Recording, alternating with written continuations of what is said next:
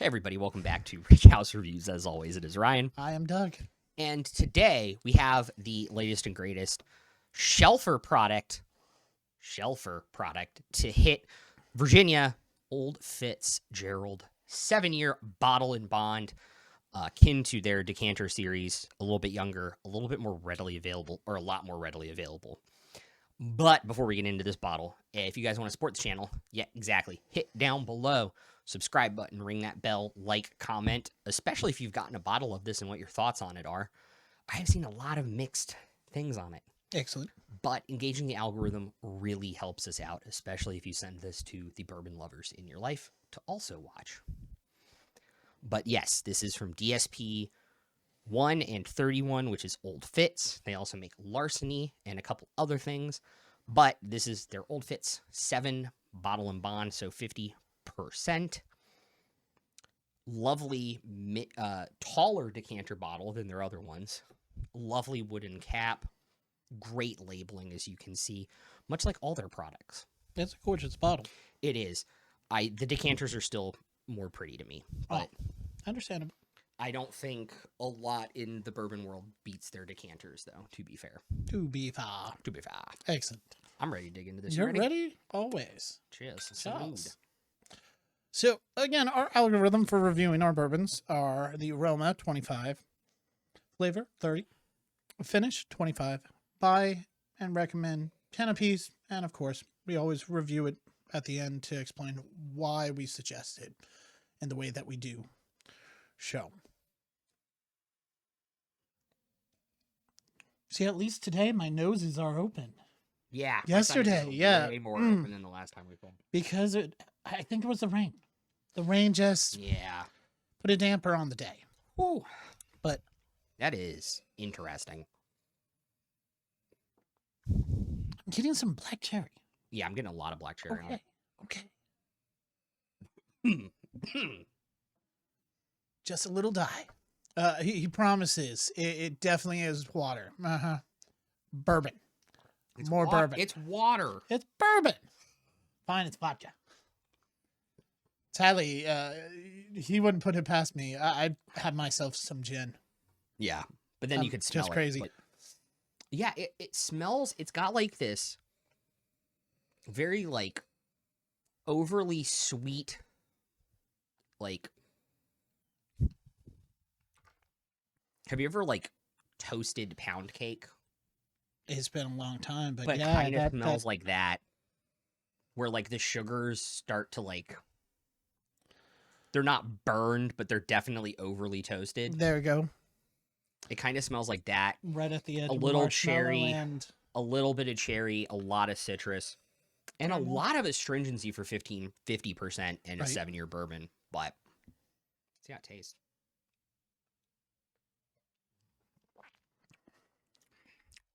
That's wow, exactly how I expected it. It really is. But holy hell, it's high wheat, super smooth. Ooh, nice little back bite. I get a little bit of like burnt sugar on my tongue. I don't really get any back bite. It like warms my tongue with like this burnt sugar thing. Right. That's very delicious. This is gonna be tough. That is a very unique flavor. Very great aroma. That time I didn't get the bite back. No Kentucky hug on that side, but the first one, definitely. You're going to call me crazy. You're going to add a little water? I need more bourbon. I'm good for now.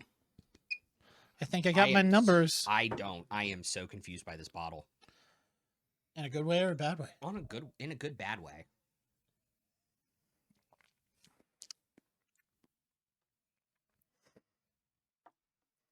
Yeah, I think I got my numbers.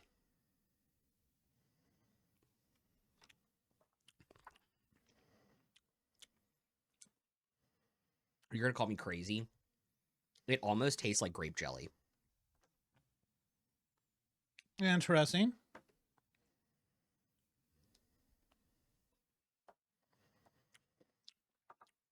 Yeah, and it's got like that weeded bread thing going on. This might actually, for me, be one of my top scores. I feel bad in a good way. This is delicious. It's delicious. I know a lot of people that have had the decanters that are like, I don't like it. It's not this, but I'm sitting here and I'm like, if this is the decanter, right? Or if this is not the decanter, how good are the decanters? Because I'm loving this. It's amazing. I got to burn that last sip. Mm-hmm. Yeah. It's like a great You Jerry sticking with your numbers? I'm sticking with my numbers. Okay. I feel really confident in it. Excellent. So, what did you put down for your aroma out of 25? I gave it a 22. Okay, I gave it a 22 as well. I really thoroughly enjoyed the complexity. I enjoyed the complexity of it. Mm-hmm. So often we see with like shelfer products, or when people say something's going to be a shelfer, it's a little younger, it's a little less complex. It's something they can kind of rush out. Right. But you can tell they still took their time with this product. Definitely. And it's got so much going on. Mm-hmm. It's got like the wheat, it's got the sugar, it's got the red stone fruit funk. There you go. Thoroughly enjoyable. And now for the flavor out of 30. I want to hear your score first. I want 24 out of 30. Ooh, that's really high. I was close, but no cigar. Right. I went another 22. There you go. Keeping it right in line. Yeah, I thought it was enjoyable, but I kind of missed a little bit more proof on it. Okay. I can see that. It didn't have, it's a weeded mash bill. It didn't have a lot of weeded funk. It had enough. Yep. Could have used more.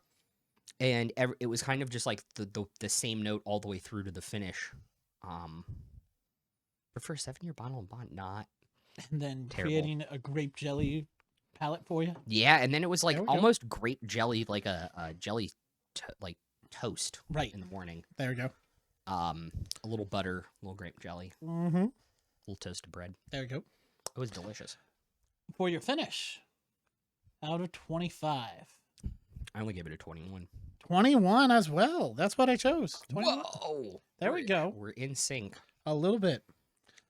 The first sip that I had gave me a little bit more of a bite and gave me a little bit more of a Kentucky hug that I actually Well, it's the like first. that. It's the first video of the day. I kind of True, expect true. that. Of course. The second time around, it still had just a subtle bite, but it wasn't the bite that I wanted. I wanted a little bit more. As you said, maybe the proof, having it get up to, 110 and be a 55 bottle and bond 7-year could be fun, but that's for them to decide where to partake if it does come out I want a decanter, Old FItz decanter now. to make it even better. Yeah, and I know where I can buy every single one they've ever released. The problem is price. Understandable. I mean, this bottle was a nice even 60. Yeah. 70. I think it's 60. For 7 years, again. That's a good decent deal. price. It's a good deal. So, with that said, would you buy this again? I would. How high would you rate it? I gave it an 8 out of 10. Okay. I gave it another point than I would normally because I really, really want the tater bag it comes in, the green velvet bag, but only half the bottles in the box come with it, so I didn't get one. So I would buy it again, honestly, for that, for the presentation. But yeah, it's a nice, I could see this becoming, once it's easier to get, Understandable. this replacing some of my other bottles as like a daily sipper. There we go. Easily see them doing that. Yeah, I 100% see 7 out of 10 for buy. As far as recommend, I'm going 6 out of 10. I feel like there are some people I would easily recommend this for that $60 market. And then there are some that I could still recommend other bottles that are under the $50 price line if you're looking for something. I cannot get the grape note out of my head. I just took the last sip of my glass. I was like, that's a grape bomb. It's amazing. Recommend I gave it a 6 out of 10. There you go. I would recommend this to a lot of people who like weeded bourbons. I would recommend it to people that have not been able to get their hands on an Old FItz decanter. I would recommend this to people who could. Honestly, it's a great, once it's actually a shelf stable product. There you go. Great. I think it's a great bottle to have on your shelf to pull out. Because like if you have people over that don't know bourbon or whatever, Oh, like, this the could be a bottle, nice the bottle little sells intro. itself. The bottle sells itself Yep. as something fancier than what it really is. And we all need those bottles on our shelves to pull out for people when they come over. I mean, again, the Blood Oath still is one of those nice ones just because of its presentation. You pull it out of Yes. basically its death box, its casket. Open the casket and reveal the Blood Oath. Yeah, I was so mad. I saw somebody returning one to a store the other day. With or without the box? You have to return it with the box. But Okay. the problem is they have to hold it to put it out at the next drop. So close. Because I told the lady at the store, I'll buy that right now. I can't. I'm like, Yep. maybe Understandable. We'll see. But yeah, I feel like this did really, really, really well. And I have a feeling we're going to be seeing it at the end of the year. Oh, easily. I have a feeling we're going to be seeing this, despite what some people are saying about how it tastes and everything. I have a feeling we're going to be seeing this in a lot of people's lists at the end of the year. I believe it.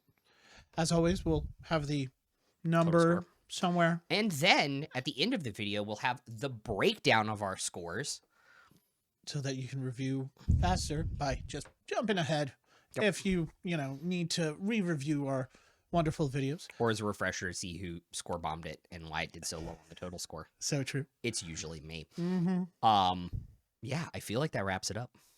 With that said, as always, feel free, hit that like, subscribe, let people know who we are, what we are. We are Rickhouse Review. We love reviewing bourbons, and we are hoping that you comment and give us some notes. If you've, enjoyed this video, let us know what you've liked, disliked. If you've had Old FItz, or if you have seen the decanter, help us out. Maybe give us a note. Hey, I saw this guy at this shop close by. This might be, a little. I don't like that it says when it was distilled, because I don't want to admit that 2018 was 7 years ago. Oh, God. Yeah, that. Oh, and on that bombshell, we'll see you guys next time. Rickhouse Reviews. Peace out. I'm Doug. I'm Ryan. Laters. Bye.